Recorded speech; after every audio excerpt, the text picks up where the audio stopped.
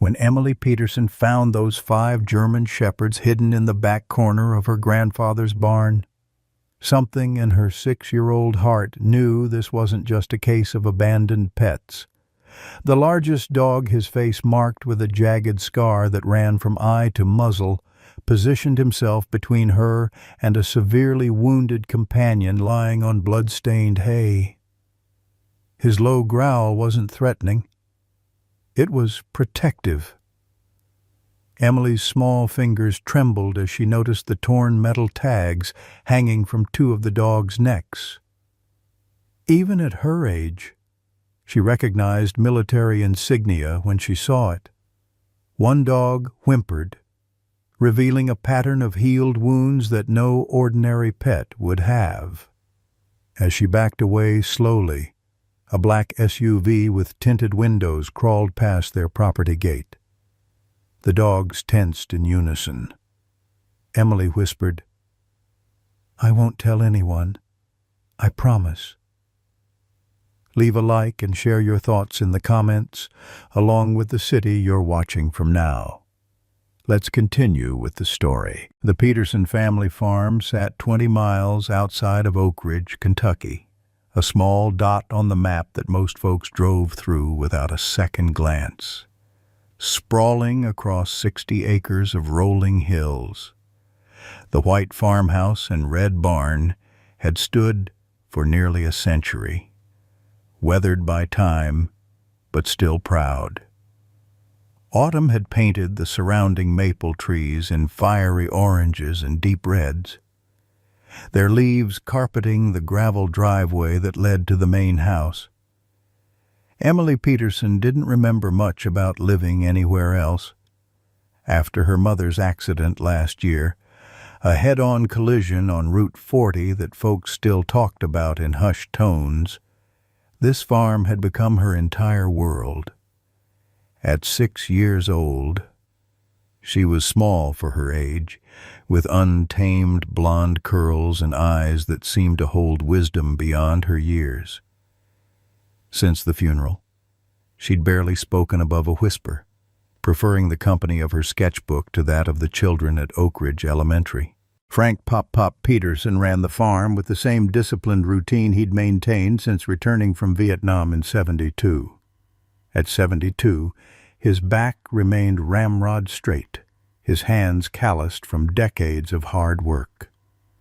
The locals described him as prickly as a thistle on the outside, sweet as honey on the inside. Each morning, he woke at 5:30, put on the same style of flannel shirt, and made breakfast for Emily before the school bus arrived: eggs, toast, and a glass of milk, never varying the menu. Robert Peterson, Emily's father, was a ghost in their lives, his 18-wheeler keeping him on the road 25 days out of each month. The paychecks arrived regularly in the mail, along with the occasional postcard. But his absences had grown longer since his wife's death. When he did come home, the silence between father and daughter stretched like the endless Kentucky highway. The farm had once raised horses, but these days Frank kept only a few chickens and a large vegetable garden. The old barn stood mostly empty, its vast interior filled with shadows and forgotten farm equipment, the perfect hiding place for 5 injured German shepherds with secrets in their eyes and scars on their bodies. Dogs that moved with military precision. Dogs that watched the road with an alertness that spoke of training far beyond ordinary pets. Dogs that had chosen the Peterson farm for reasons Emily couldn't yet understand. Emily waited until her grandfather's snores echoed through the farmhouse before slipping out of bed. The digital clock on her nightstand blinked 11:42 p.m. as she pulled on her rubber boots and grabbed the leftover meatloaf she'd hidden in a napkin at dinner. The wooden stairs creaked beneath her feet, each sound making her freeze and hold her breath. But Pop Pop's rhythmic snoring never faltered. The autumn night air bit at her cheeks as she crossed the yard, moonlight guiding her path to the barn. The massive wooden door groaned as she pushed it open just enough to slip inside. The interior smelled of hay, dust, and now the distinctive scent of animals in hiding. "I brought you food," she whispered into the darkness. At first, nothing moved. Then she heard the soft padding of paws against packed dirt. The scarred dog emerged from the shadows, his amber eyes reflecting what little light filtered through the cracks in the barn walls. Emily's heart hammered in her chest, but she stood her ground, holding out the meatloaf in her small palm. The dog approached cautiously, nostrils flaring as he assessed both the offering and the child. After what seemed like an eternity, he gently took the meat from her hand, their eyes locked in silent communication. Then he retreated to the corner where the wounded dog lay. Over the next 3 nights, Emily established a routine. She'd smuggle whatever food she could from dinner, then visit the barn after Pop-Pop fell asleep. She named each dog based on what she observed. The scarred leader became Commander. The nervous one with half an ear became Scout. The black one who moved like a shadow became Shadow. The strongest and most protective became Ranger. And the severely injured white-gray one became Ghost. Ghost concerned her the most. His wounds weren't healing properly, and he barely touched the food she brought. Sometimes he whimpered in his sleep, his legs twitching as if running from unseen enemies. On the 4th morning, Emily was gathering eggs from the chicken coop when she heard the barn door open. Her stomach dropped. Pop-Pop stood in the doorway, his weathered face unreadable as he stared into the shadowy interior. "Emily Jean Peterson," he called out, his voice carrying across the yard. "You want to tell me why there are 5 military-grade German Shepherds in my barn?" Emily dropped the egg basket and ran to him, tears welling in her eyes. "Please don't make them leave. Pop-Pop, they're hurt, and they needed help." And Frank held up a calloused hand, silencing her. "Show me." With trepidation, Emily led her grandfather into the barn. She expected the dogs to hide, but instead, Commander stepped forward, his posture alert but not aggressive. Frank knelt down slowly, wincing as his arthritic knees protested, and extended his hand palm down. "Well, I'll be damned," he muttered as Commander not only allowed the contact, but gave a subtle head movement that Emily hadn't seen before. "This ain't no ordinary stray." To Emily's astonishment, Frank wasn't angry. He inspected each dog with a methodical thoroughness that seemed oddly familiar to them. When he reached Ghost, his expression darkened. "This one needs a vet," he said grimly. "Those wounds are infected." "Are you going to call the pound?" Emily asked, her voice small. Frank stared at the tags he'd found on Commander and Ranger, turning them over in his palm. "No," he said finally, "but we need help. I know someone discreet." Dr. Sarah Mitchell arrived that afternoon in a mud-splattered pickup truck, her veterinary kit in hand and skepticism in her eyes. "When you said emergency, Frank, I expected a horse with colic, not—" She trailed off as she saw the dogs. "My God! Can you help?" Frank asked. "Doctor?" Mitchell knelt beside Ghost, her trained hands gentle but efficient as she examined his wounds. "These aren't typical injuries," she said quietly. "This is—" She glanced at Emily, then back at Frank meaningfully. "Emily, go get the doctor some water from the house," Frank instructed. Once Emily was out of earshot, Dr. Mitchell continued in a hushed tone. "These are tactical working dogs, Frank, military or law enforcement. This one has extraction wounds consistent with combat situations. And these microchips, they're specialized. Frank nodded grimly. I thought so. The way they move, the way they position themselves, reminds me of the dogs in Nam. This is serious. These dogs are worth hundreds of thousands in training alone. Someone's looking for them. Someone already is, Frank replied, describing the black SUV Emily had seen. Question is, are they the right someone? After treating Ghost with antibiotics and cleaning the other dog's minor wounds, Mitchell packed up her supplies. I'm legally obligated to report lost dogs with microchips, she said carefully. Frank's expression hardened. Sarah, your daddy and I served together. These dogs found my place for a reason. Just give me a few days to figure this out. She hesitated, then nodded. 3 days. Frank, then I need to make some calls. As Dr.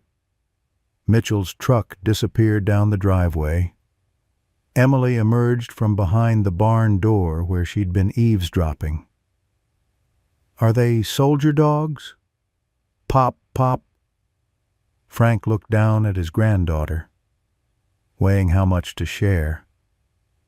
Something like that. Pumpkin. That evening, as Emily helped Frank prepare dinner, the local news played on the small kitchen television. A report caught Frank's attention. A drug bust gone wrong in Tennessee. 3 officers killed, including K-9 handlers. The camera briefly showed a tactical unit emblem. Frank froze. Spatula in midair. It matched the worn patch on Commander's damaged collar.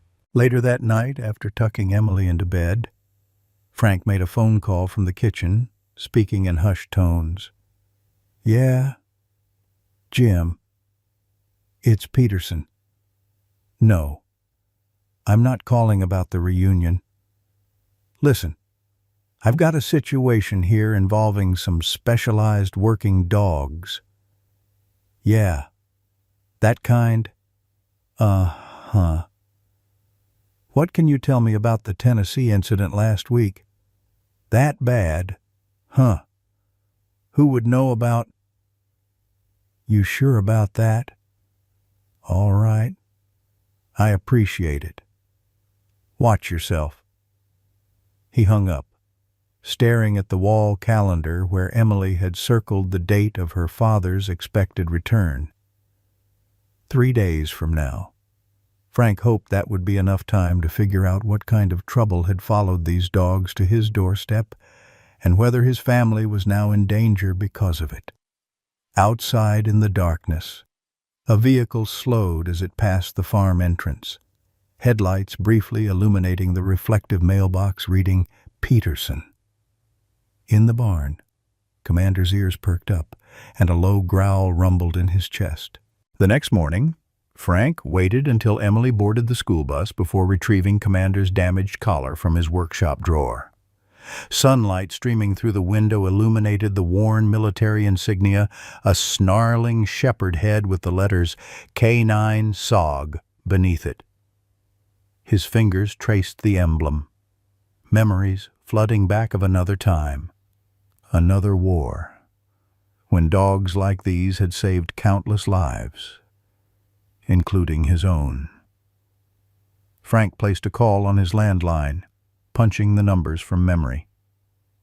After 3 rings, a gruff voice answered. Tactical K-9 Division. Master Sergeant Wilson speaking. Wilson. It's Peterson.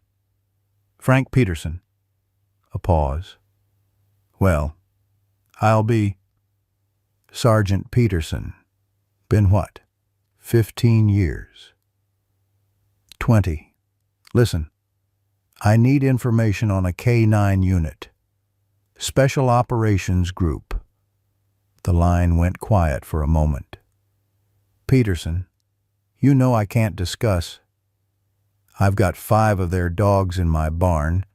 Wilson, one's barely alive, and someone's looking for them. Another pause. Longer this time. Jesus Christ, Peterson. You've got Alpha Team. Frank's grip tightened on the phone. So they are military. Not just military. Wilson's voice dropped to a near whisper. They're the most advanced tactical canine unit we've ever fielded. Specialized in narcotics detection and VIP protection. Their handlers were hit last week during an operation gone sideways in Tennessee. Officially, the dogs were reported KIA. Well, they're very much alive, and someone knows it. Peterson, listen to me carefully. Those dogs were witnesses to something big, something that got their handlers killed. There's an internal investigation happening right now because the ambush, it shouldn't have happened. The location was classified. Frank gazed out the window toward the barn. You saying it was an inside job? I'm not saying anything official, Wilson replied cautiously. But if those dogs found you, it wasn't random. Your military background is still in the system. What do I do with them? Sit tight. I'll make some calls to people I trust. In the meantime, Peterson, watch your back. Frank had just hung up when a cloud of dust appeared at the end of his driveway. A silver pickup truck he didn't recognize rolled to a stop by his mailbox. A man in his 40s stepped out, surveying the property before approaching the house. Frank reached for the shotgun he kept by the door, then thought better of it. Instead, he stepped onto the porch, arms crossed, face neutral. "Help you with something," he called out. The man removed his sunglasses. "Name's Clyde Barrow. Just bought the old Miller place down the road." He gestured vaguely toward the neighboring farm that had been empty for months. "Thought I'd introduce myself to the neighbors." Frank nodded but didn't extend his hand. "Frank Peterson, welcome to the area." Clyde's eyes drifted toward the barn. "Beautiful property you've got. Do much farming these days?" "Some. Mostly keep to myself." "I hear that." Clyde smiled, but it didn't reach his eyes. "Say, I noticed some dog tracks along the property line. You run hunting dogs?" Frank's face remained impassive. "No dogs here. Probably coyotes. They come through sometimes." "Right. Coyotes." Clyde nodded, looking unconvinced. "Well, if you ever need anything, neighbor, I'm just down the road."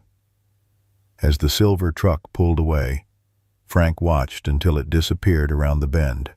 Then he walked briskly to the barn. Inside, all 5 dogs were alert, Commander standing at attention. "Well, boys," Frank muttered, "seems we've got ourselves a situation." That afternoon, when Emily returned from school, she found Frank in the barn constructing what looked like an obstacle course with old tires, wooden planks, and metal pipes. "What are you doing?" "Pop, pop." Frank wiped sweat from his brow. "These dogs need exercise. Pumpkin, special kind of exercise." Emily watched in amazement as Frank led Commander through a series of commands, not the usual sit and stay, but complex signals using hand gestures and whistles. Commander responded with military precision, navigating the makeshift course, freezing at certain signals, and performing flanking movements that seemed choreographed. "How do you know how to do that?" Emily asked, wide-eyed. Frank hesitated. A long time ago, before your daddy was born, I worked with dogs like these in the war. In Vietnam. You never talk about that. Some things are hard to talk about. Pumpkin. Frank's eyes grew distant. But these dogs, they bring it all back. That evening, Dr. Mitchell returned to check on Ghost. As she changed his bandages, she pulled Frank aside. I ran those microchip numbers through a database I have access to, she whispered. They're classified. Frank, military working dogs. Highest level? I know, Frank replied. Made some calls of my own. Mitchell glanced nervously toward the barn door. These dogs were part of a specialized unit that protected witnesses and detected narcotics. They were involved in a major operation that went bad last week. 3 handlers dead, 2 critically injured. Frank nodded grimly. The dogs were reported killed in action, but they weren't. Dr. Mitchell's voice dropped even lower. They escaped with something. Frank. That's why Ghost has those extraction wounds. Someone tried to stop him from leaving. A chill ran down Frank's spine. What did they escape with? Dr. Mitchell shook her head. I don't know. But whatever it was, it got their handlers killed. As darkness fell, Emily sat cross-legged in the barn, sketching in her notebook while Ghost watched her with wary eyes. The other dogs patrolled the perimeter of the barn in what Frank recognized as a standard security formation. What are you drawing? Pumpkin, Frank asked, settling beside her on a hay bale. Emily turned her notebook. On the page was a startlingly detailed drawing of a man in tactical gear, his face kind but serious, kneeling beside Ghost. The detail was unsettling. She'd captured military insignia she couldn't possibly have seen before. Who is that? Frank asked carefully. Emily shrugged. I don't know. I just saw him in my head. I think he's Ghost's person. Frank studied the drawing, a chill settling in his bones. The insignia on the uniform matched those on Commander's collar exactly.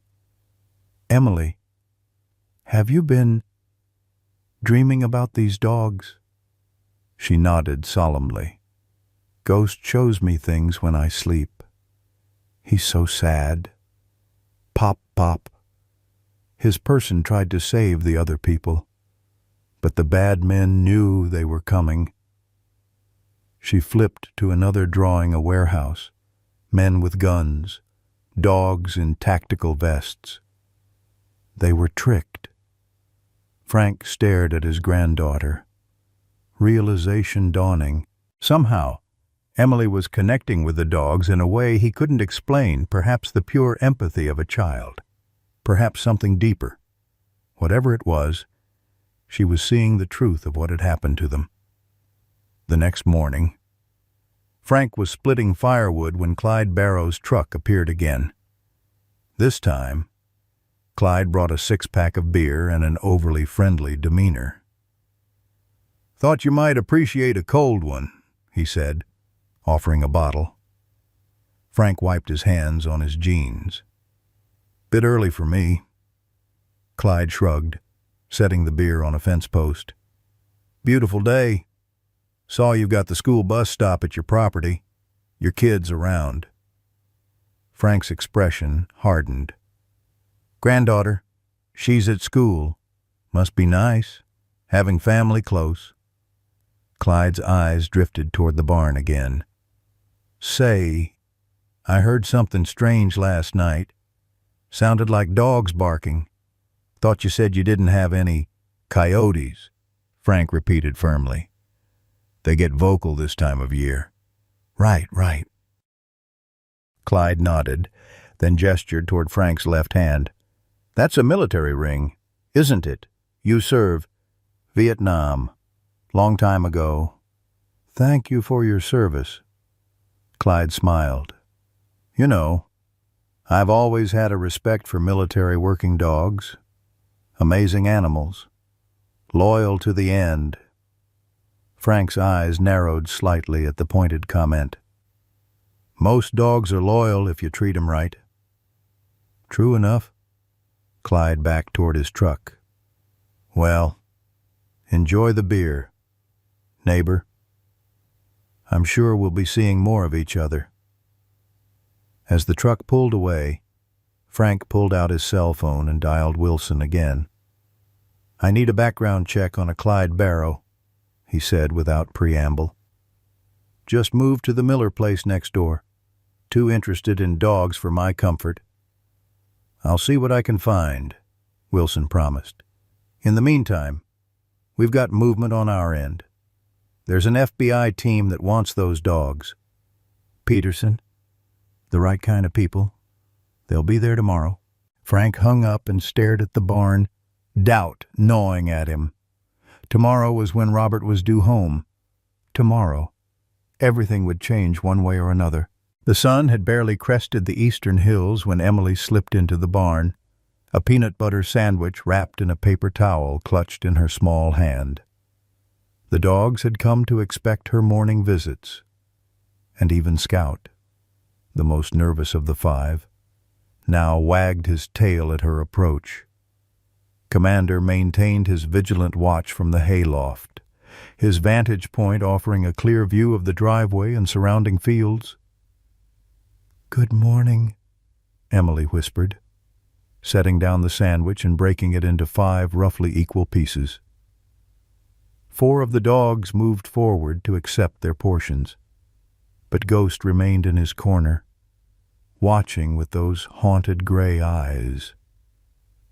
Emily approached him slowly, piece of sandwich extended.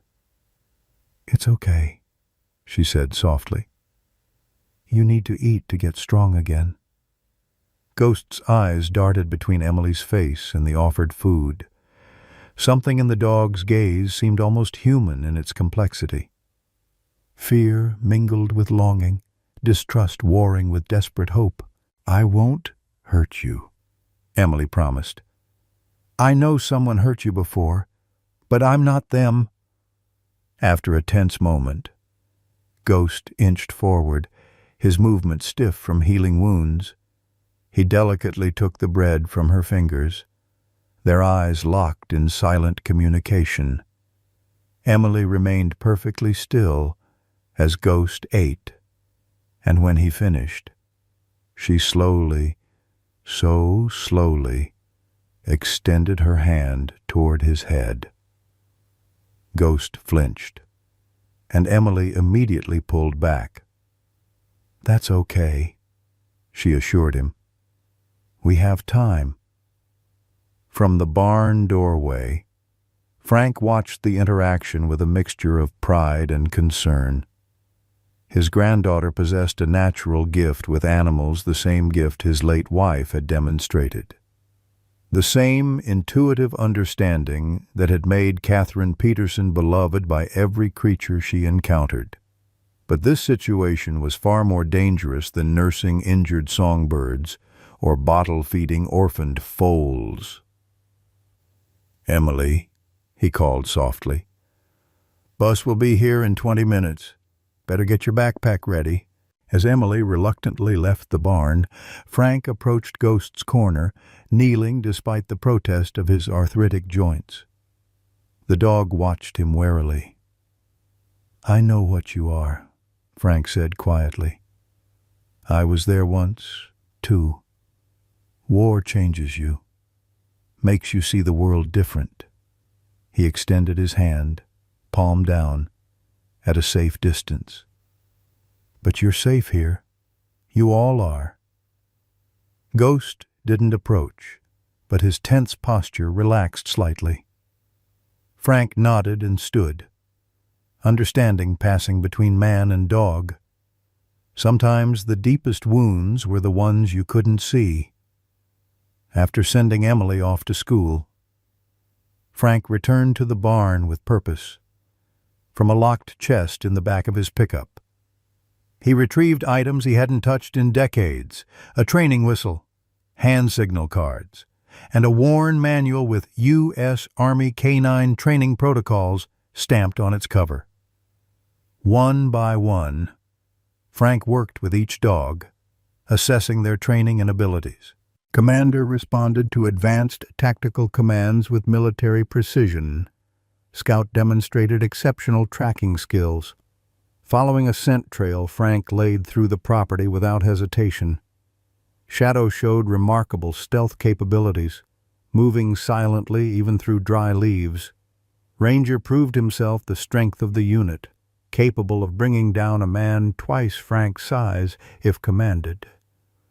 Only Ghost remained unresponsive to training exercises, watching from his corner, too traumatized to participate.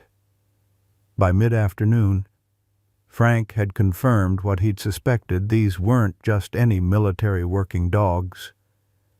They were an elite tactical unit, trained for high-risk operations involving narcotics interdiction and VIP protection. The kind of unit that would only be deployed for the most sensitive missions. As Frank made notes in a small pocket notebook, he noticed Commander's attention suddenly focus on the driveway. Moments later, the sound of tires on gravel reached his ears. "Doctor." Mitchell's truck appeared, but she wasn't alone. Sheriff Donovan sat in the passenger seat, his expression grim beneath his department-issued Stetson. Frank quickly closed the barn doors, leaving just enough space to slip out, and walked casually toward the approaching vehicle. "Afternoon, Sarah," he called, nodding at her companion. "Sheriff." Sheriff Donovan was a heavy-set man in his 50s with 20 years on the force and a reputation for running the county with an iron fist. "Frank," he acknowledged. "Sarah here tells me you've had some trouble with strays." Frank shot Dr. Mitchell a look, but her expression revealed nothing. "Just a couple of mutts passing through," he replied easily. "Nothing I can't handle?" The sheriff removed his sunglasses. "Mind if I take a look? We've had reports of dangerous dogs in the county. Wouldn't want your granddaughter getting hurt." "Appreciate the concern," Frank said, positioning himself between the sheriff and the barn. "But these dogs are gentle as lambs. No need to trouble yourself."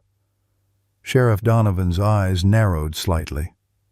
"Funny thing, Frank, got a call from a concerned citizen about barking out this way. Said it sounded like multiple dogs, military-type dogs." Frank maintained his neutral expression. "People hear all sorts of things. Probably coyotes." "Probably," the sheriff agreed, though his tone suggested otherwise. "Still, I'd feel better having a look." Before Frank could object further, Dr. Mitchell intervened. "Actually, Sheriff, I need to speak with Frank about some medication for those strays. Rabies protocols and such. Official vet business. Mind giving us a minute?" The sheriff hesitated, then nodded reluctantly. "I'll wait in the truck." Once he was out of earshot, Dr. Mitchell grabbed Frank's arm. "I didn't tell him anything," she whispered urgently. "He showed up at my clinic asking questions. Someone tipped him off." "Clyde Barrow," Frank muttered. "Listen to me. Frank, something's not right." The sheriff was asking very specific questions about military working dogs. How would he even know to ask that? Frank's jaw tightened. "Get him out of here, Sarah. Tell him whatever you need to, but get him off my property." Dr. Mitchell nodded and returned to the truck. After a brief conversation, She and the sheriff drove away, but not before Donovan gave the barn one last, lingering look. Frank waited until they were gone before pulling out his cell phone. Wilson answered on the first ring. "Peterson, I was about to call you. We've got a problem. The FBI team that's coming for the dogs, we can't verify their credentials.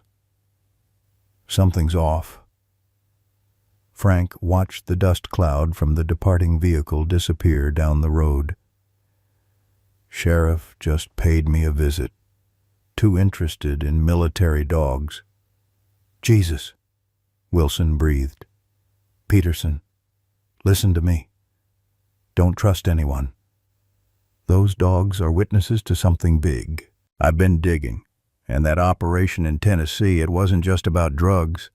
There was a thumb drive with evidence about corruption going straight to federal level. The dogs were specially trained to find and protect digital evidence." Frank's blood ran cold. "What are you saying?" "I'm saying whoever set up that ambush is still looking for what those dogs might be carrying, and they'll kill to get it." After hanging up, Frank returned to the barn. The dogs were in defensive positions, Commander at the hayloft window, Shadow by the side door, Ranger and Scout flanking the main entrance. Only Ghost remained in his corner, but even he was alert, ears forward. Frank approached Commander, examining the damaged collar more carefully. There, almost invisible in the torn fabric, was a small bulge. Using his pocket knife, Frank carefully cut into the lining and extracted a tiny waterproof case. Inside was a micro USB drive. "So that's what they're after," he murmured. "Thou." That evening, when Emily returned from school, Frank met her at the bus stop rather than waiting at the house as usual. "Pop," she questioned, sensing something was wrong. "Everything's fine, Pumpkin," he assured her, taking her backpack. "But I thought we might play a game today." "What kind of game?" "A hide-and-seek game, like the one we played when the tornado warnings came last spring. Remember our special hiding place?" Emily's eyes widened slightly. The special hiding place was the reinforced storm cellar beneath the house, stocked with emergency supplies. They only used it during severe weather. "Is there a storm coming?" she asked, glancing at the clear autumn sky. Frank squeezed her shoulder gently. "Different kind of storm. Maybe. Just want to make sure you remember what to do. That's all."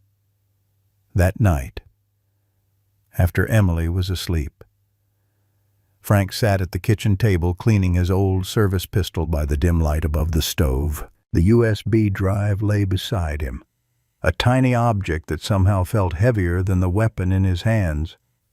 A soft knock at the back door startled him.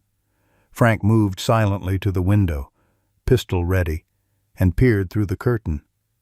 Dr. Mitchell stood on the porch, alone and visibly nervous.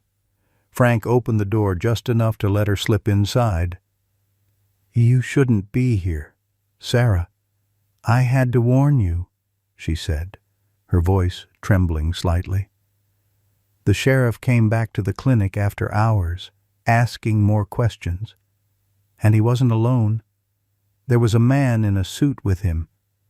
They wanted access to my patient records, specifically any recent treatments for military working dogs." "What did you tell them?" "That I hadn't treated any such animals. But Frank, they didn't believe me. They're watching my clinic now." She pulled a small bag from her coat.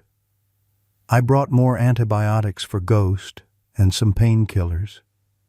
"You might need them." Frank accepted the supplies with a nod of thanks.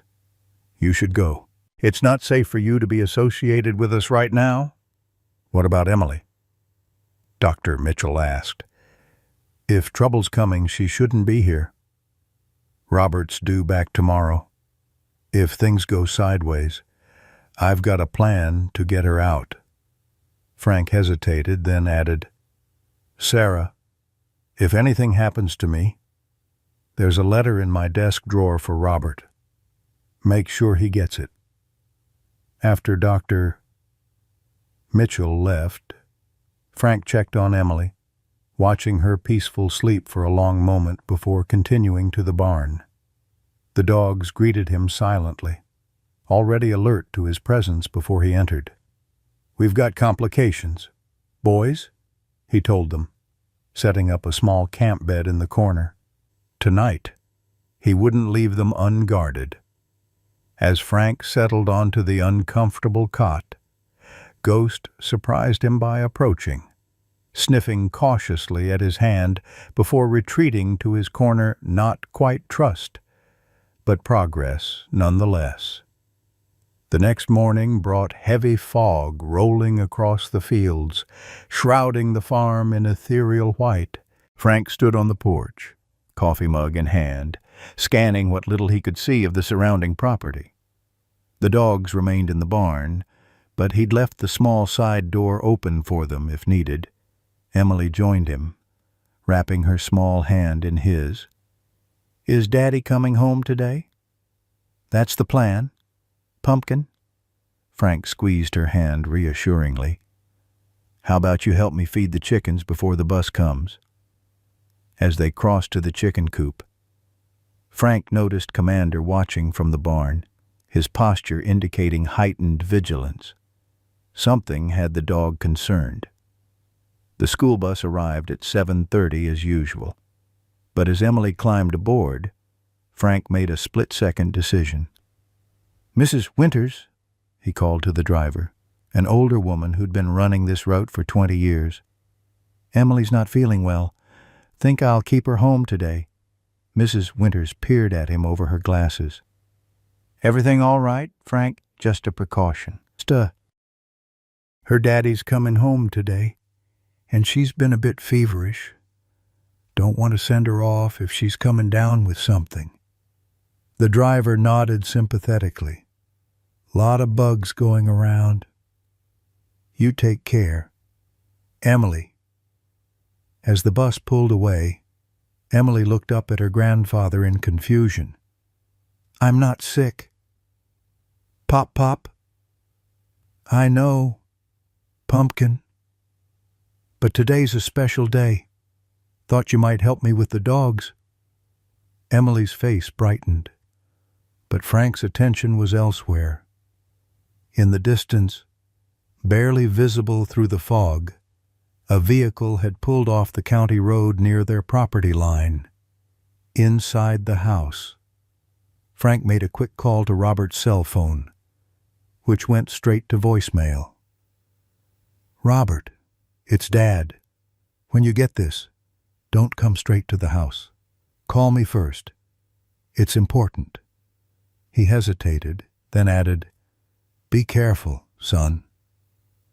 Emily spent the morning in the barn, drawing pictures for each dog while Frank made periodic checks of the perimeter. By noon, the fog had mostly lifted, revealing a clear autumn day.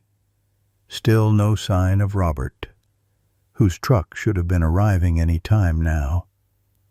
As Emily worked on a particularly detailed drawing of Commander, she suddenly stopped, her crayon hovering above the paper. Pop, she said quietly. Ghost is trying to tell me something. Frank knelt beside her. What do you mean, Pumpkin? He keeps showing me pictures in my head, a man with a star on his shirt, and another man with shiny shoes. They're coming here, but they're not coming to help. Frank looked at Ghost, who had risen to his feet, ears forward, body tense. The other dogs had also assumed alert postures. Emily, Frank said calmly, I need you to gather your drawings. We're going to play that hiding game now. Because of the men Ghost showed me. That's right. You remember where to go and what to do?" Emily nodded solemnly. "The storm cellar. Stay quiet. Don't come out until you or Daddy comes for me." "That's my brave girl." As they left the barn, the sound of an approaching vehicle made them both freeze. But it wasn't Robert's familiar truck that appeared around the bend. It was Sheriff Donovan's patrol car, followed by a black SUV with tinted windows. "Go now," Frank whispered urgently. "Straight to the cellar. Don't look back." Emily clutched her drawings to her chest and ran toward the house, keeping low as Frank had taught her. Frank walked calmly toward the approaching vehicles, positioning himself to block any view of his granddaughter's retreat. Sheriff Donovan stepped out of his patrol car, hand resting casually near his holstered weapon. From the SUV emerged a man in an expensive suit, his shoes indeed shiny enough to catch the sunlight. "Afternoon, Frank," the sheriff called. "This here is Special Agent Mercer with the DEA. He's got some questions about some missing evidence from a case." Frank maintained a neutral expression, though his heart hammered in his chest. Emily should be safely in the cellar by now. And the dogs were nowhere in sight, which meant they'd fallen back to secondary positions as trained.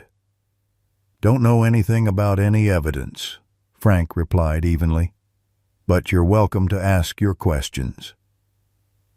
Agent Mercer stepped forward, his smile not reaching his cold eyes. "Mr. Peterson, we have reason to believe some specialized canine units from a recent operation might have found their way to your property. Units that might be carrying something that belongs to us." Frank crossed his arms. "Don't know what you're talking about." "I don't have any dogs." Sheriff Donovan's expression hardened. "Frank, we've got multiple reports of dogs on your property. Why don't you save us all some time and tell us where they are? Like I said, no dogs here, just me and my granddaughter." Agent Mercer's smile faded. "Mr. Peterson, those dogs are government property. Harboring them is a federal offense. Additionally, they may be carrying evidence crucial to national security. If I see any government dogs, I'll be sure to call you," Frank replied, his tone making it clear the conversation was over. The sheriff and agent exchanged glances. Then, with a slight nod from Mercer, Sheriff Donovan spoke again. "Frank Peterson, we have a warrant to search these premises for missing government property and evidence relating to a federal investigation." He produced a folded document from his pocket. "Please, step aside." Frank took the warrant, scanning it quickly. It appeared legitimate, though he noticed it had been signed by Judge Hamilton, known locally as the sheriff's poker buddy. "Fine," Frank said, stepping aside. "But my granddaughter is napping. I'd appreciate if you kept the noise down." As the men moved toward the house, Frank caught a glimpse of movement from the corner of his eye's shadow, living up to his name, slipping silently along the edge of the property toward the road. Following a flanking pattern Frank recognized from his military days, the dogs were deploying. They sensed the threat. And somewhere on the road leading to the farm, Robert Peterson's truck was approaching, unaware of the danger that awaited. Robert Peterson's battered Ford F-150 rounded the final bend in the county road, the familiar sight of his childhood home appearing through the windshield. After 3 weeks hauling freight across the Midwest, the weathered white farmhouse represented something that had become increasingly rare in his life stability. Not that he'd been particularly stable since Laura's death. The 18 months since the accident had been a blur of long-haul routes and motel rooms, each mile putting more distance between himself and the memories that haunted him. He'd missed Emily's birthday last month. The guilt of that still gnawed at him. The small package wrapped in colorful paper sitting on the passenger seat, a poor substitute for his presence. His father had been right all those times he'd called Robert a coward for running from his grief, from his responsibilities. Maybe this time would be different. Maybe this time he'd stay more than 2 days. As the truck approached the property line, Robert noticed an unfamiliar vehicle parked on the shoulder about 50 yards from the farm's entrance, a silver pickup with tinted windows. Probably nothing. But years on the road had taught him to notice details others might miss. He slowed slightly, brow furrowing as he passed.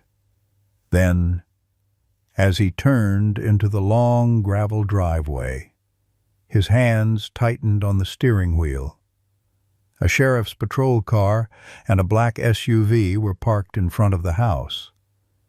His father stood on the porch, arms crossed, facing Sheriff Donovan and a man in a suit Robert didn't recognize. Something was wrong, very wrong. Robert pulled up behind the SUV and cut the engine.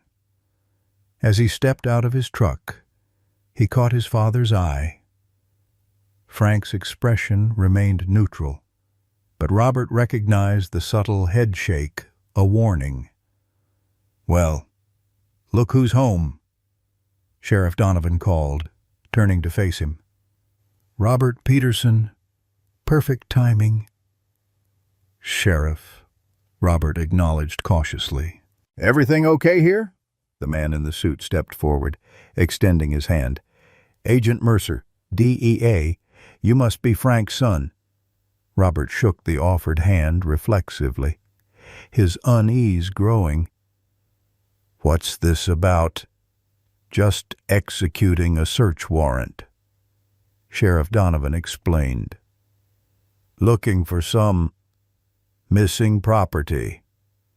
Frank's voice carried from the porch, calm but firm. "I was just telling these gentlemen that my granddaughter is napping. They'll need to keep it down." The emphasis on granddaughter and napping sent a chill down Robert's spine. His father never let Emily nap during the day, something about maintaining proper sleep schedules.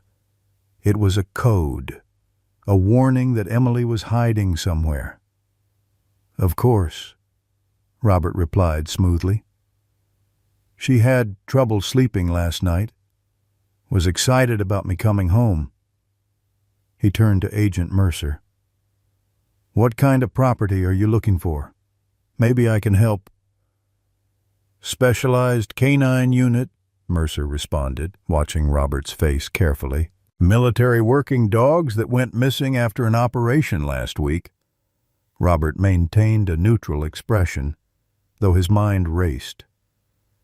Dogs. What the hell had happened while he was gone?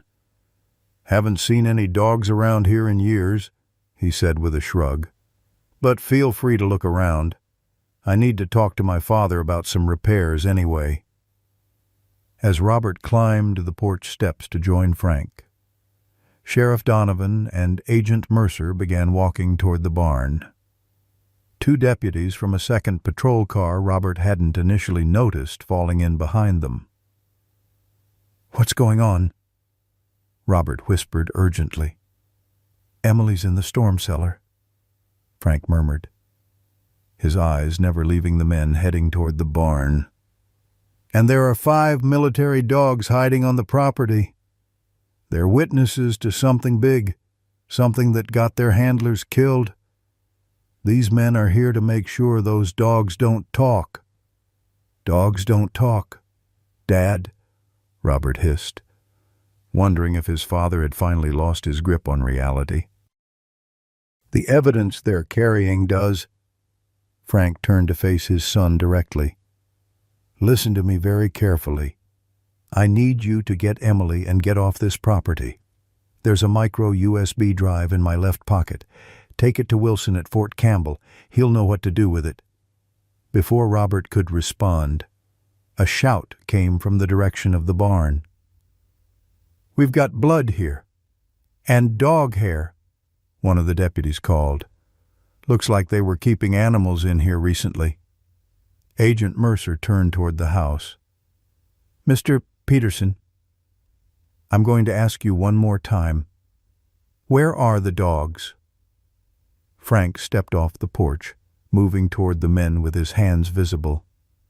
"Like I said, no dogs here." The moment seemed to stretch, tension crackling in the air like the electricity before a summer storm. Then, from somewhere in the surrounding fields, a single bark echoed sharp, commanding. Sheriff Donovan drew his weapon, spinning toward the sound. "Over there, in the cornfield. Secure the suspects," Agent Mercer ordered, drawing his own sidearm. "They're here somewhere," as the deputies moved toward Frank and Robert. The world erupted into chaos.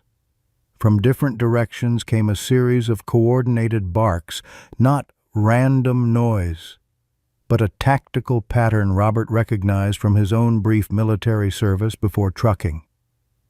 The dogs were communicating, creating confusion about their positions. "Get down!" Frank shouted, tackling Robert to the ground as gunfire erupted. One of the deputies had fired toward the sound in the cornfield, only to be answered by a blur of movement from behind the barn commander, launching himself at the man with military precision, targeting the arm holding the weapon. The deputy screamed as powerful jaws clamped around his wrist, the gun falling to the dirt. Before anyone could react, the dog released and disappeared back into the shadows. "Jesus Christ!" Sheriff Donovan yelled, firing wildly toward where Commander had vanished. "Shoot the damn dogs!" Robert's training took over, while the men's attention was directed toward the cornfield and barn. He rolled beneath the porch, scrambling through the crawl space toward the back of the house. Behind him, he heard his father's voice, loud and clear, "Alpha Team, engage!" It was a command Robert had never heard his father use, but the response was immediate and terrifying. From multiple directions, the German shepherds emerged, moving with coordinated precision. Shadow materialized beside the SUV, teeth bared at Agent Mercer.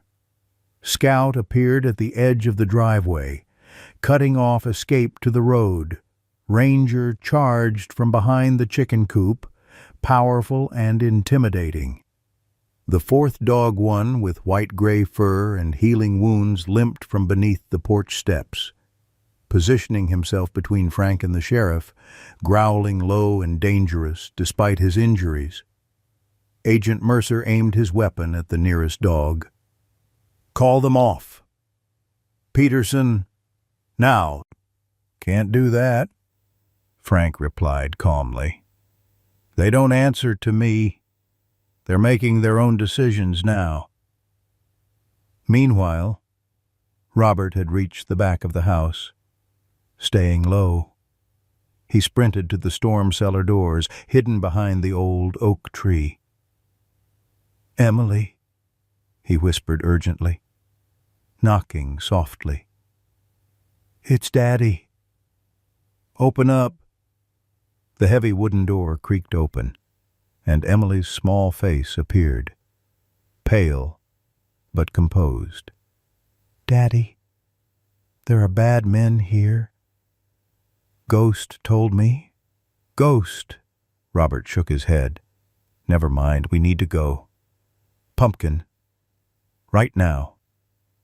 He scooped her into his arms, her backpack clutched in her small hands. "We need to be very quiet, okay?" Emily nodded solemnly. "Like when we play hide and seek." Robert carried her toward the tree line behind the house, keeping to the shadows. The sounds of confrontation continued from the front yard, shouting, barking, the occasional shot fired. Every instinct screamed at him to go back for his father, but Emily's safety had to come first. They had nearly reached the cover of the woods when Robert heard the distinctive sound of a shotgun being cocked behind him. "That's far enough. Peterson." Robert turned slowly, shielding Emily with his body. Sheriff Donovan stood 20 yards away, shotgun aimed directly at them, blood streaming from a gash on his forehead. "Put the girl down and hand over the evidence," Donovan ordered, his voice eerily calm. "I don't know what you're talking about," Robert replied, his mind racing for options. "The USB drive, Peterson. We know the dogs brought it here. Your father has it." Emily's small voice piped up from behind Robert. "Pop gave it to Daddy. It's in his pocket." Robert felt a moment of pure terror as Donovan's finger tightened on the trigger. "Hand it over, nice and slow," the sheriff demanded. "No one needs to get hurt here." "You're going to kill us anyway," Robert said, the truth of it settling in his gut like a stone. Donovan's smile was cold. "Not the girl. She's innocent in all this. But you and your father, you made your choice when you harbored those dogs." As Robert weighed his impossible options, a silver pickup truck suddenly roared into view from the side of the property. Skidding to a halt between Robert and the sheriff, Clyde Barrow leaped out, weapon drawn. "Federal agent," he shouted, aiming at Donovan. "Drop your weapon." For a heartbeat, no one moved. Then Donovan swung the shotgun toward Clyde, and 2 shots rang out simultaneously. Donovan fell, clutching his shoulder, while Clyde dropped to one knee, blood blossoming on his thigh. "Get in the truck," Clyde shouted to Robert. "Now!" Robert didn't hesitate. He threw open the passenger door, deposited Emily inside, and climbed in after her. Clyde dragged himself into the driver's seat, grimacing in pain. "My father," Robert began. "Your father can handle himself." Clyde cut him off, gunning the engine. "We need to get that evidence and your daughter to safety." The truck careened down the driveway, past the chaos still unfolding in the front yard. Robert caught a glimpse of his father standing amidst the dogs, facing down Agent Mercer, whose weapon seemed to have jammed. The dogs had formed a protective circle, each facing outward, covering all angles of approach. Commander's eyes met Robert's as the truck passed, and in that brief moment, Robert understood what his father had meant. These weren't just animals. They were soldiers, protecting their mission to the end. As the truck reached the county road, a massive explosion rocked the farmhouse. Flames erupted from one of the windows, the kitchen, where the ancient gas stove stood. "Dad!" Robert screamed, reaching for the door handle. Clyde grabbed his arm with surprising strength. "No, that's a diversion. Your father said it himself." "Look." Through the rear window, Robert saw Frank emerging from the smoke, Commander at his side, the other dogs flanking them as they ran toward the cornfield. Agent Mercer and the remaining deputy, momentarily distracted by the explosion, fired wildly after them. "He'll meet us at the rendezvous point," Clyde assured him, pressing down on the accelerator. "If we can make it there." Emily clutched her backpack to her chest, eyes wide but dry.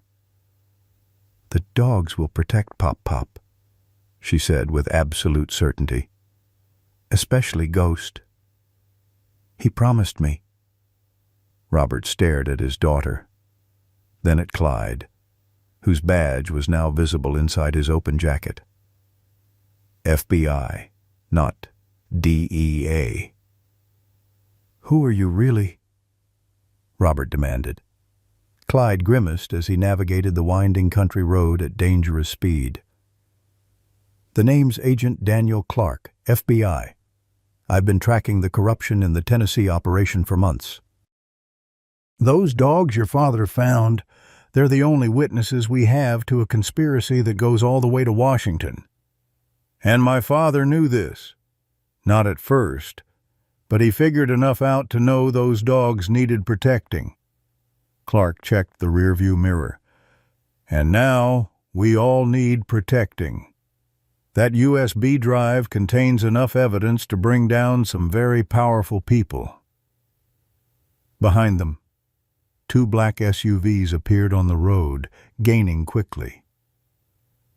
"Daddy," Emily said calmly, "Commander says we need to turn left at the big rock."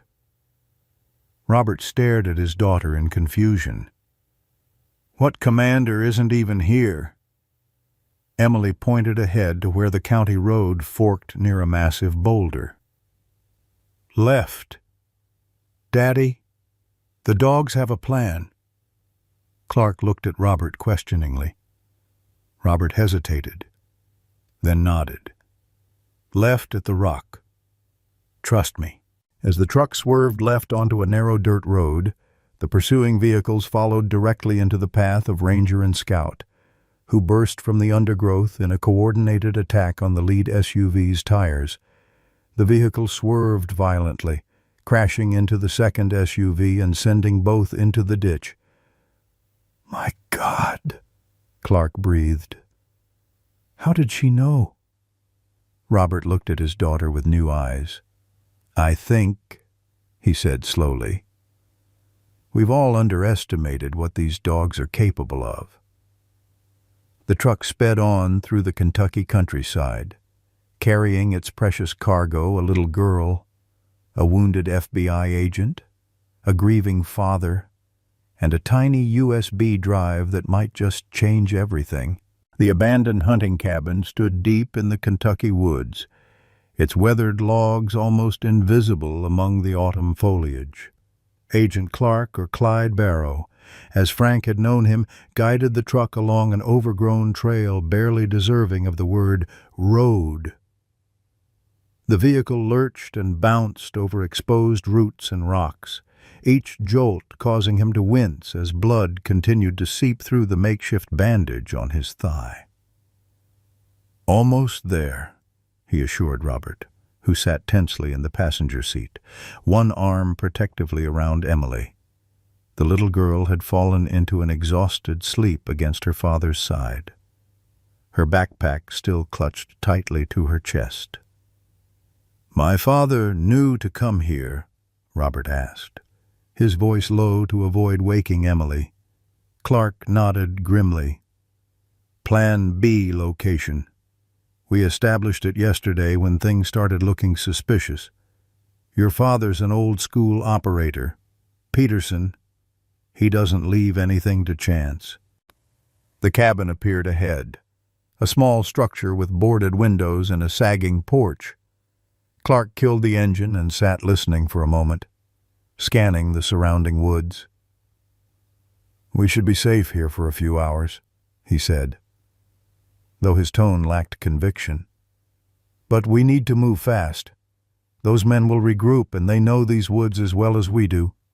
Robert gently shook Emily awake. "Hey, Pumpkin, we're going to stay here for a little while." "Okay." Emily blinked sleepily. Then her eyes widened as memories returned. "Where's Pop-Pop and the dogs?" "They're coming," Clark assured her, though the worry lines around his eyes deepened. "They took a different route to throw off the bad guys." Inside, the cabin was Spartan but serviceable, a wooden table with mismatched chairs, a stone fireplace, and 2 narrow cots pushed against opposite walls. Clark immediately went to a loose floorboard near the hearth, retrieving a metal box containing a first aid kit, ammunition, and a satellite phone. "Let me see that leg," Robert said, helping Clark to a chair. The FBI agent's pants were soaked with blood, the bullet wound still oozing steadily. Through and through. Clark grimaced as Robert cut away the fabric. Lucky shot. Lucky would be missing entirely, Robert countered, cleaning the wound with supplies from the kit. This needs stitches. Later. First, we need to secure the perimeter. Robert finished bandaging Clark's leg, then moved to the windows, checking the boards for gaps that might allow anyone to see inside. Emily sat quietly at the table, opening her backpack to reveal her notebook and crayons. "Daddy," she said suddenly, her voice eerily calm. "Ranger is hurt bad." Robert froze, turning to stare at his daughter. "Emily, how could you possibly know that—" She looked up, her young face solemn. "Ghost told me." "In my head." Clark and Robert exchanged concerned glances. The trauma of the day was clearly affecting her. "It's okay, Pumpkin," Robert soothed. "You're just worried about them, but I'm sure they're—" A low whistle from outside interrupted him, 3 short notes followed by 1 long.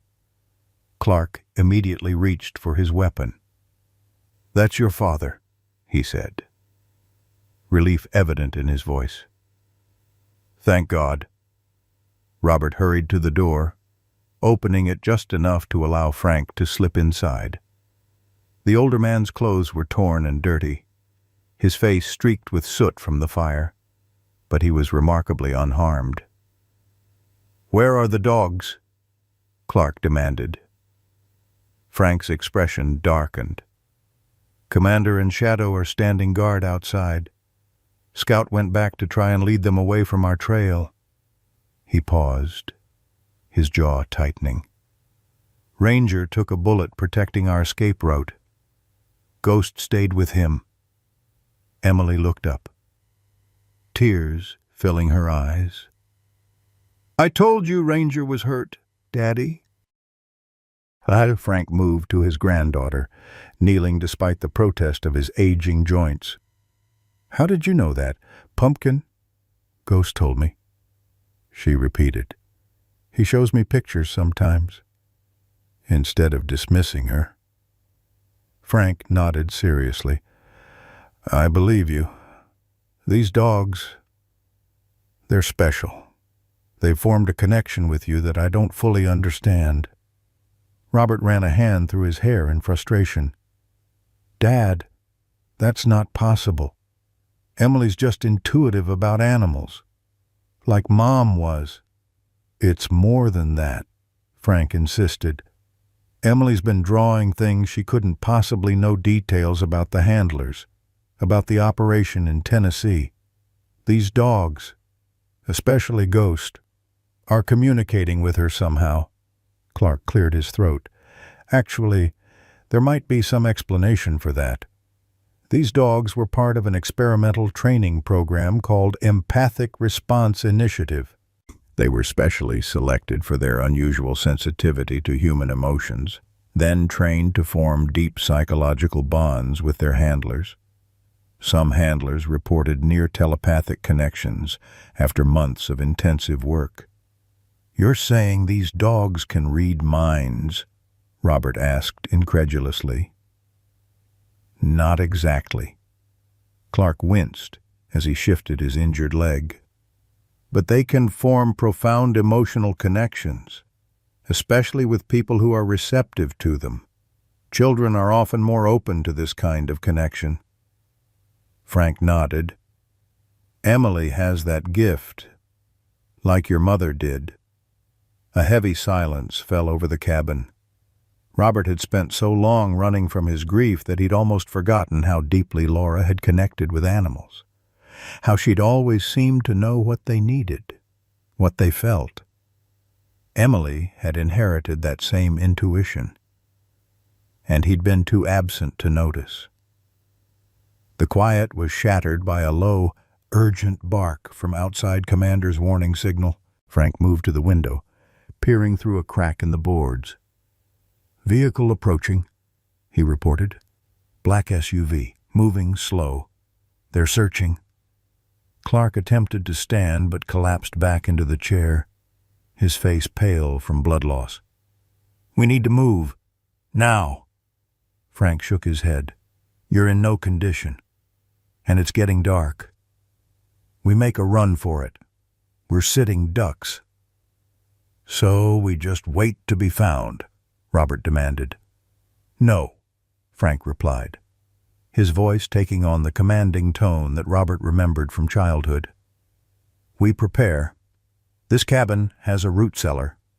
Emily and the USB drive go down there. You stay with her. Clark and I will handle whatever comes." "The hell I will," Robert protested. "I'm not hiding while you put yourself at risk. This isn't negotiable, son. Emily needs protection, and you're the only one she trusts completely." Frank's expression softened slightly. "You've been running long enough, Robert. Time to stand your ground by protecting your daughter." Before Robert could argue further, another bark from Commander, more urgent this time. Frank grabbed a shotgun from behind the door. "They're coming up the trail. Get Emily to the cellar. Now."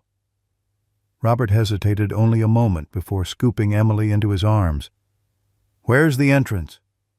Frank pulled the worn rug aside, revealing a trap door. "Down there. Stay quiet no matter what you hear. Don't come out until one of us calls the all-clear phrase." "What's the phrase?" Robert asked, already lowering Emily into the dark space below. "Laura's roses are blooming," Frank replied softly. "Your mother's favorite flowers." Emily looked up at her grandfather, tears streaming down her small face. Pop, Ghost says Ranger isn't breathing anymore." Frank's weathered face crumpled momentarily before he regained control. "I know, Pumpkin. Ranger was a hero." He pressed a gentle kiss to her forehead. "Now be brave, like he was." As Robert descended into the cellar with Emily, the last thing he saw was his father and Agent Clark positioning themselves on either side of the cabin's only door, weapons ready, faces set with grim determination as the sound of approaching vehicles grew louder. The trapdoor closed, plunging father and daughter into darkness. The sounds of preparation for battle muffled above them.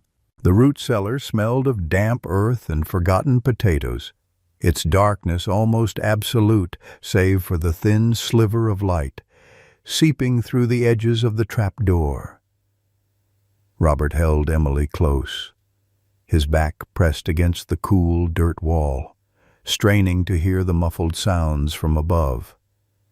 His daughter's small body trembled against his chest, but she remained eerily silent, as if understanding that their lives depended on absolute quiet.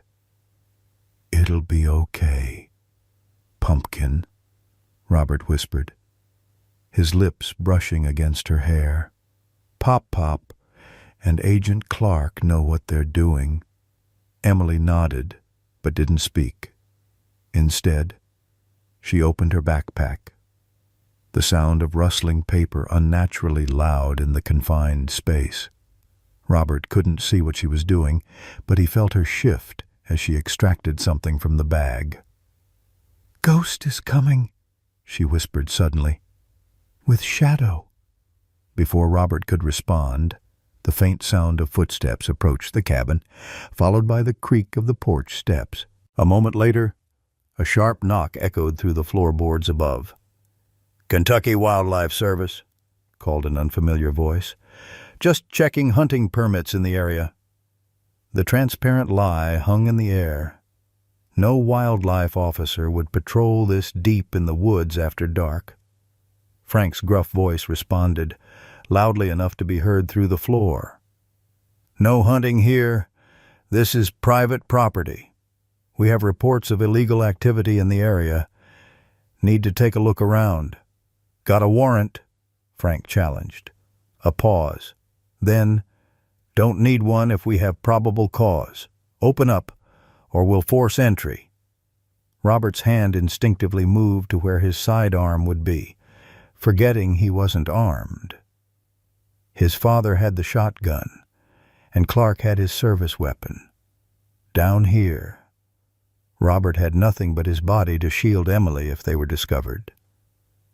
The sound of splintering wood cut through the silence as the cabin door was forced open. Then, chaos erupted above shouts, the thunder of a shotgun blast, the sharper reports of handguns. A heavy body crashed against the floor directly above them, sending dust raining down from between the wooden slats. Emily buried her face against Robert's chest, her small hands covering her ears. The gunfire continued for what seemed like an eternity, but was likely only seconds, followed by an eerie silence broken only by labored breathing and the scrape of furniture being moved. "Clear the rest of the cabin," ordered a voice Robert didn't recognize. "They've got to be here somewhere." Footsteps moved methodically across the floor above, accompanied by the sound of furniture being overturned and cabinets being opened. Robert held his breath as the steps approached the area of the trap door, then paused. "What's under this rug?" someone asked. Robert's heart hammered against his ribs. He pressed Emily closer, his mind racing for options that didn't exist. The cellar had no other exit. Just as the footsteps stopped directly above the trapdoor, a commotion erupted outside the cabin. Savage barking followed by shouts of alarm and pain, the footsteps above rushed away toward the new threat. "The dogs! Watch out for the dogs!" More gunfire, more shouting. Through it all, Robert could make out the distinctive sounds of Commander's deep bark and Shadow's growling. The dogs were creating a diversion. Emily tugged at Robert's sleeve. "Ghost is at the window," she whispered. "He wants us to come out." "Emily, there's no way Ghost could tell you that," Robert began, but fell silent as a soft scratching sound came from the small, ground-level window at the far end of the root cellar. A window so dirty and overgrown Robert hadn't even noticed it in the darkness. Moving carefully, Robert crawled with Emily toward the sound. Through the grime-covered glass, he could just make out a ghostly white-gray shape moving on the other side. "It's him," Emily whispered excitedly. "It's Ghost." The window was small, too small for an adult to fit through, but possibly large enough for a child Emily's size. Robert examined the frame, finding it partially rotted and loose in the soil. "Stand back," he whispered, then braced himself and pushed against the wooden frame with all his strength. With a groan of protest, the entire window assembly pulled free from the surrounding dirt, creating an opening roughly 2 feet square. Cold night air rushed in, along with Ghost's face, his intelligent eyes reflecting what little moonlight filtered through the trees. The dog whined softly, then backed away from the opening, clearly indicating they should follow. "I can't fit through there," Robert realized aloud. "But you can. Pumpkin." Emily nodded solemnly. "Ghost will protect me. Listen to me." Robert gripped her shoulders, his voice urgent but steady. "I need you to go with Ghost. He'll keep you safe while I help Pop and Agent Clark. Take this." He pressed the USB drive into her small palm. "And don't give it to anyone except me. Pop or Agent Clark." "Understand?" Emily nodded again, clutching the tiny device. "What about the bad men?" "Ghost will hide you from them. Trust him." Robert swallowed hard, hating himself for sending his 6-year-old daughter out alone, even with the dog for protection. but keeping her in the cellar was no longer safe. "I'll find you as soon as I can." With one last fierce hug, Robert helped Emily through the narrow opening. Ghost was waiting on the other side, pressing his body protectively against the child as soon as her feet touched the ground. The dog looked directly at Robert, and in that moment, a wordless understanding passed between man and animal. "Protect her with your life," Robert's eyes pleaded. "I will." Ghost's steady gaze seemed to answer. Then they were gone, the white-gray shape and the small girl melting into the darkness of the surrounding woods. Robert turned back toward the trapdoor, listening as the chaos continued above. He needed a weapon, anything to help even the odds. The cellar contained little besides rotting shelves and ancient preserve jars. But in the corner, Robert found a rusted shovel. It wasn't much, but it would have to do. He positioned himself beneath the trapdoor, shovel raised, waiting for his moment. It came sooner than expected. The rug above was ripped away, and light suddenly flooded into the cellar as the trapdoor was flung open. A flashlight beam swept the space, temporarily blinding Robert. "There's someone down here," a voice called out. As a figure began to descend the crude ladder, Robert swung the shovel with all his strength. The metal blade connected with a satisfying crack, and the intruder tumbled the rest of the way down, landing in a motionless heap at Robert's feet. Robert quickly relieved the unconscious man of his pistol and extra magazine. Now armed, he climbed the ladder and emerged into a scene of devastation. The cabin's interior was in shambles, furniture overturned and riddled with bullet holes. Agent Clark lay slumped against the far wall, blood staining his shirt from a fresh wound in his shoulder. Frank was nowhere to be seen. "Clark," Robert hurried to the FBI agent's side. "Where's my father?" Clark coughed, blood speckling his lips. "They took him. Mercer recognized him from somewhere. Said your father knew too much." His breathing was labored, his skin ashen. "Said he'd make him talk about the evidence." "How many men?" "5. Maybe 6. Clark grimaced in pain. "Plus Mercer. Your father injured 2 before they overpowered him. Commander and Shadow created enough confusion for me to hide behind the woodpile. They thought I was dead." When Robert checked Clark's wounds, the shoulder injury was bleeding steadily, and the earlier leg wound had reopened. Without proper medical attention soon, the agent wouldn't survive the night. "Emily?" Clark asked weakly. "Safe. Ghost got her out through the root cellar. She has the USB drive." Clark nodded, relief momentarily overriding his pain. "Smart. That dog. Remarkable animal. Your daughter. Special connection with him. Outside." The sounds of engines starting cut through the night. Robert moved to the shattered window, watching as 2 black SUVs pulled away from the cabin, headlights cutting through the darkness as they headed back toward the main road. His father was in one of those vehicles. "They're taking him to the old hunting lodge," Clark said, his voice growing weaker. "It's their local base of operations, about 5 miles north of here." "How do you know that?" "Been investigating them for months." Clark coughed again, more blood appearing. "Your father, he knew what he was getting into. Told me, if anything happened, give you this." With trembling fingers, Clark withdrew a folded piece of paper from his pocket. Robert took it, recognizing his father's handwriting immediately.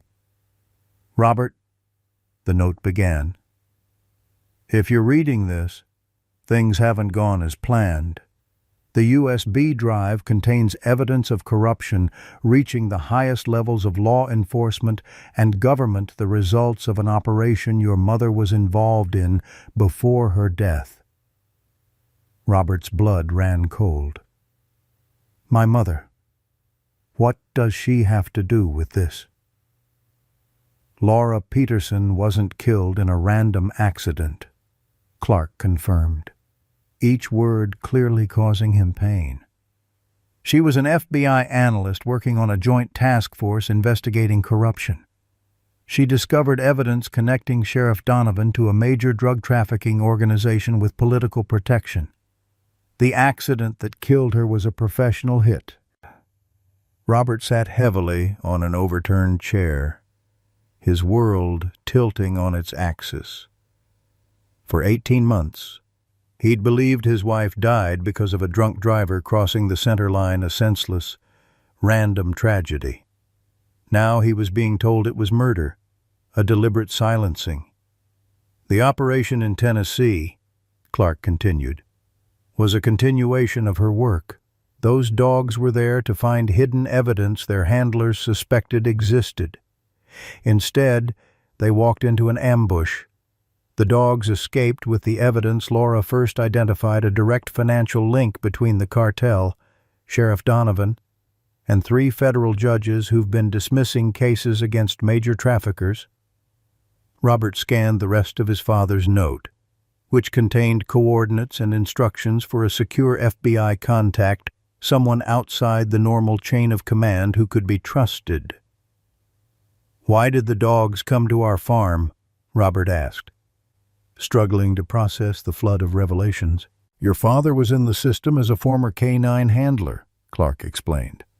But more than that, your mother had programmed the farm's location as a safe house in case of emergency. Those dogs were following Laura's contingency plan. Robert's hand tightened around the note. His mother, his father, his daughter, all connected to a conspiracy he'd known nothing about while he'd been driving trucks across the country, running from his grief. I need to find Emily, he said, standing abruptly. Then I'm going after my father. Clark grabbed his wrist with surprising strength. You can't take on Mercer's team alone. They're former special forces, working for the cartel. Watch me, Robert replied, checking the pistol's magazine. My father's all I have left. I'm not losing him too. As if summoned by his words, a soft whine came from the doorway. Shadow stood there, his dark form barely visible against the night, blood matting the fur on his flank from a graze wound. The dog's intelligent eyes met Robert's. Then he turned and looked pointedly in the direction the SUVs had gone. Looks like I won't be going alone, Robert said grimly. 3 months passed before the Peterson farm began to resemble itself again. The autumn chill had given way to winter's first tentative frosts, and the rebuilt barn stood freshly painted against the Kentucky hills. The house, too, had been repaired, new windows replacing those shattered in the firefight, a reinforced front door installed where the old one had been kicked in.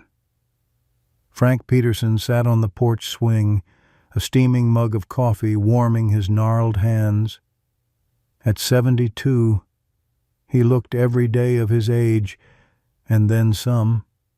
The events of that October night had added new lines to his weathered face, a slight tremor to his once steady hands, but his eyes remained sharp, watchful, as they surveyed the property from beneath the brim of his faded Vietnam veteran cap. The sound of Emily's laughter floated across the yard as she played near the oak tree, 5 German shepherds forming a protective circle around her. Ghost, his white-gray coat now glossy with health, never strayed more than a few feet from the little girl, The deep wounds that had nearly taken his life had healed into proud scars, badges of honor that matched those of his human companions. Commander, still regal despite the gray now frosting his muzzle, kept his position on a small rise overlooking the driveway, always on guard, always vigilant, as if the danger might return at any moment. Scout and Shadow worked as a pair, periodically patrolling the perimeter of the property before returning to Emily's side. And there, lying contentedly in a patch of weak winter sunlight, was Ranger once feared dead, now recovered from injuries that would have killed a lesser dog. His survival had been as improbable as their own. The screen door creaked, and Robert stepped onto the porch, 2 fresh mugs of coffee in hand. He handed one to his father before settling into the rocking chair beside him. The younger Peterson had changed in these months, the haunted look in his eyes replaced by something harder, more resolved. He no longer took long-haul routes, having accepted a local delivery position that kept him close to home, close to Emily. "Dr. Mitchell called," Robert said, breaking the comfortable silence. "Said she'll stop by this afternoon to check on Ranger's leg." Frank nodded. "That woman's been a godsend, taking care of 5 battle-scarred dogs without asking too many questions." "She knows enough," Robert replied. "She was there when the FBI team arrived, saw what those dogs did." Both men fell silent, remembering. The official story, the one reported in newspapers and on local television, was sanitized, simplified. A corrupt sheriff and federal agent uncovered in a joint FBI operation, evidence of their involvement in drug trafficking and obstruction of justice, convictions secured, sentences handed down. The true story was known only to a handful of people. How Robert, with Shadow and Commander, had tracked his father to the abandoned hunting lodge. How Emily and Ghost had led FBI Special Agent Wilson and his tactical team through the woods to the same location. How the dogs had worked together with military precision to create a diversion that allowed the rescue operation to succeed. And how Agent Clark, despite his grave injuries, had survived long enough to testify about the conspiracy that had claimed Laura Peterson's life. "Emily's teacher called yesterday," Frank said, changing the subject. "Said her drawings are concerning." Robert sighed. "I know. All those pictures of men with guns, of dogs fighting. The school counselor wants to see her next week. What are you going to tell them? The truth, or enough of it?" Robert took a sip of his coffee. "That Emily witnessed a traumatic event, that she's processing it through her art, that the dogs are helping her heal." Frank's gaze shifted to his granddaughter, who was now lying in the grass with Ghost's head resting protectively on her small chest. "She's still talking about him showing her pictures in her head." Robert nodded. "Less often now. Dr. Harrison says it's probably a coping mechanism, a way for her to process what happened by attributing her own insights to the dog." He paused. "But sometimes, Dad, sometimes I wonder if there isn't more to it. Those dogs aren't ordinary animals, son. What they did, finding our farm, protecting Emily, working together to save us, goes beyond training, beyond instinct." Frank's voice took on a distant quality. "In Vietnam, we had a handler who swore his dog could sense ambushes before they happened, said they shared dreams sometimes. You believe that?" Frank shrugged. I believe there are things in this world we don't fully understand. Connections we can't explain. He nodded toward Emily and Ghost. Whatever they share, it saved all our lives. The crunch of tires on gravel announced a visitor. Both men tensed instinctively, hands moving toward weapons that were no longer necessary but still kept close. Commander stood at attention, barking once an alert, not a warning. The black government SUV that pulled up was expected. Special Agent Wilson, the man who had taken charge of the case after Clark's testimony, stepped out in his customary crisp suit. Under his arm, he carried an official-looking leather portfolio. "Gentlemen," he greeted, climbing the porch steps. "Beautiful day." "Agent Wilson," Frank acknowledged. "Come for those papers. And to deliver these." Wilson handed the portfolio to Frank. "Official commendations for the K-9 team, as promised, and the adoption papers, signed by the Secretary of Defense himself." Frank leafed through the documents, his expression softening at the sight of the certificates bearing each dog's name, rank, and service record. "So it's official then. They're ours." "With conditions," Wilson reminded him. "Annual evaluations, continued training, and they remain witnesses in ongoing federal cases." "Small price to pay," Robert said, watching as Emily noticed their visitor and began running toward the porch, all 5 dogs moving in perfect formation around her. "How's she doing?" Wilson asked, his official demeanor softening as Emily approached. "Better every day," Robert answered. "The nightmares are less frequent now." "And your father's physical therapy?" Frank flexed his right hand, where Mercer's men had broken 3 fingers during their interrogation. "Getting there. Another month, the doctor says." Emily bounded up the steps, Ghost at her heels. "Agent Wilson, did you bring the medals like you promised?" Wilson smiled, kneeling to her level. "I certainly did. Miss Peterson." He opened the portfolio to reveal 5 gleaming medals on blue ribbons. "Presidential Distinguished Service Medals for each of your brave dogs." Emily's eyes widened. "Can I put them on them?" "That's why I'm here." As they moved to the yard for the impromptu ceremony, Frank hung back, watching his son and granddaughter with the dogs that had changed their lives. The tragedy that had brought them together was slowly being replaced by something new, not forgetting. Never that. But healing. Moving forward. Ghost looked back at Frank, those intelligent eyes seeming to convey understanding. Then the dog turned and pressed his body against Emily's side as Wilson placed the first medal around Commander's neck. "You know," Frank said quietly to Robert, "your mother would be proud of this. Of all of us." Robert nodded, his throat tight with emotion. "She always did have a soft spot for strays." "Wasn't just strays," Frank corrected gently. "Was anyone who needed protection. Anyone lost and trying to find their way home."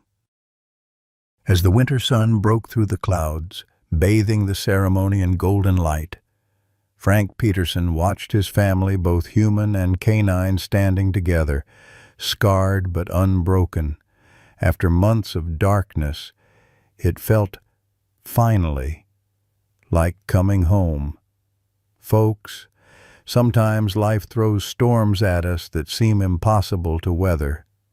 We lose loved ones, we face betrayals, and we find ourselves isolated in our grief, just like Robert was. But the Peterson family story reminds us that it's never too late to stop running and stand your ground. Frank, at 72, showed us that the strength and skills we gained in our youth never truly leave us. They just wait for the moment when they're needed most. When those German shepherds found their way to that Kentucky farm, they weren't just seeking shelter, they were searching for people who understood sacrifice and loyalty. People like us. The connection between little Emily and Ghost speaks to something we all know in our hearts, that sometimes the deepest bonds transcend words, that healing often comes from unexpected places, and that family isn't always blood. It's the people, and yes, sometimes the animals who stand beside us when the world turns dark. So tonight, when you look at your own scars, remember the Petersons. Remember that it's our wounds, visible and invisible, that make us uniquely capable of recognizing pain in others. And in that recognition lies our greatest strength, our capacity to protect, to heal, and ultimately, to come home.